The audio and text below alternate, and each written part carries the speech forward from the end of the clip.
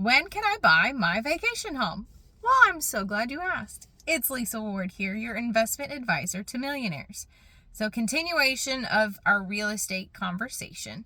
We get asked all the time, real estate is a good investment, right? When can I have that second house? When can I have the cabin? When can I have the lake house or the beach house? Whatever your location is that you desire. Well, here's a few benchmarks to look at.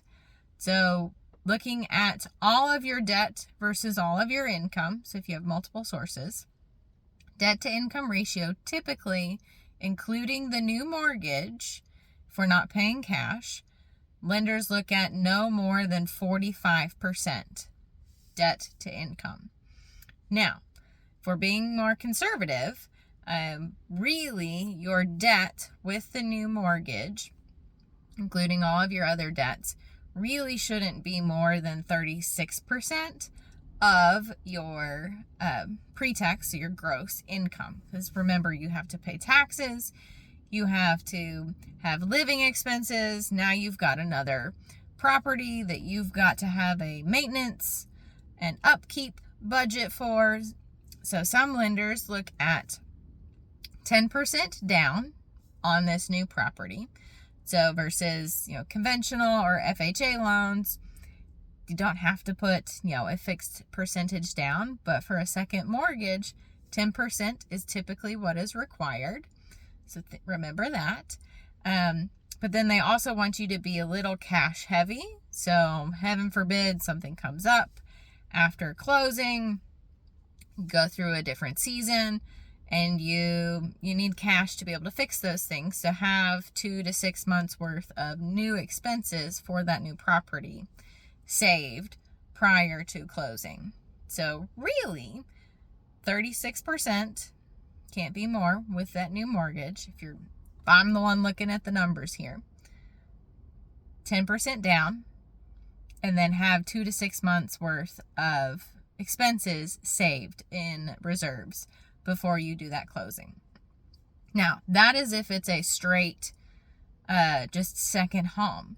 If we're going to look at it as an investment, now we're talking a little different numbers. So if you guys want to run that type of scenario, potentially have a few different rentals for vacation so you can bebop around and not go to just the same location over and over again. But if that's the case, you have fallen in love and you want to go to the same location 5 times a year, 6 times a year, whatever it is, use all of that PTO. Please let me know. Plus, real estate is a great tool for generational wealth building. It's a great asset to pass on as a legacy tool.